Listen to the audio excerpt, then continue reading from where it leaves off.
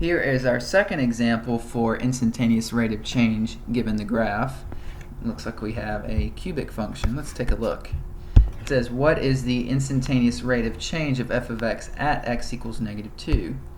Okay, so we're talking about right here, so we're talking about this point. So we're going to follow the same steps that I taught you last time in order to get the right answer. So step 1 is going to be to plot a point on the function at, of course, the x value, so at x equals negative 2. So there's my point on the function at x equals negative 2. Step 2 is to draw the tangent line. So again, this takes some practice. Use a straight edge. Make sure you touch the graph at exactly one point. Don't cross through it. Just stay to the outside. So let me just maybe try to draw one right now. Oh, that was actually pretty good. Okay. Yours isn't going to be exactly the same as the student next to you, so someone might draw one with a little bit different of a slope. Just make sure it doesn't touch the graph twice at a close proximity. Now, of course, this blue line will eventually touch down here, and that's fine. But in the immediate area, you can't cross through twice, otherwise it's not a tangent line. So again, it just takes some practice. Now here's the actual tangent line using some software. I like to use orange for whatever reason. Step 3, plot the second point on the tangent line. So we already have our first point. You need to find a second point that's on the grid. So be careful. I mean, for example, like right here, it doesn't actually cross at negative 3, negative 2. It's a little bit off. So don't go that route. I mean, just looking at this, there looks like two candidates. There's one right here at negative 6, 2.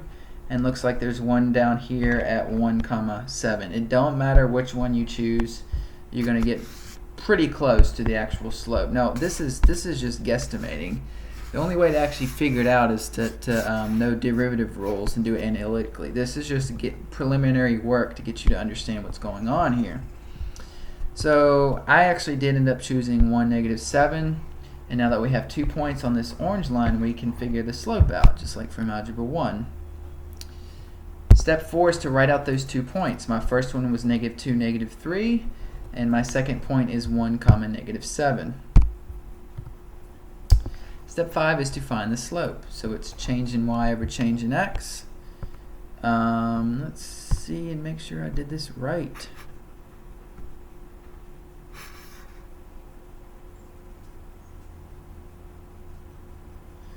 Can you guys see the error that I made? This has a negative slope, right? I'm going to have to fix my work. Give me 1 second. So the error that I made was that it should be y2 minus y1. So negative 7 minus negative 3, as you can see right here, divided by 1 minus negative 2. And we get negative 4/3, which again is a confirmation because if you look at the graph, it definitely has a negative slope. So therefore, to answer our question, what is the instantaneous rate of change at x equals negative 2? The answer is negative 4/3. And again, if we go back to the graph, I mean, I can draw. You can represent this visually very easy. You're going to go down 4.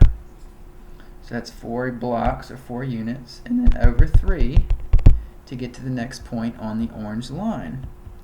So therefore, the instantaneous rate of change at negative 2 is negative 4/3. That's it for this example. If you have any other questions about it, let me know.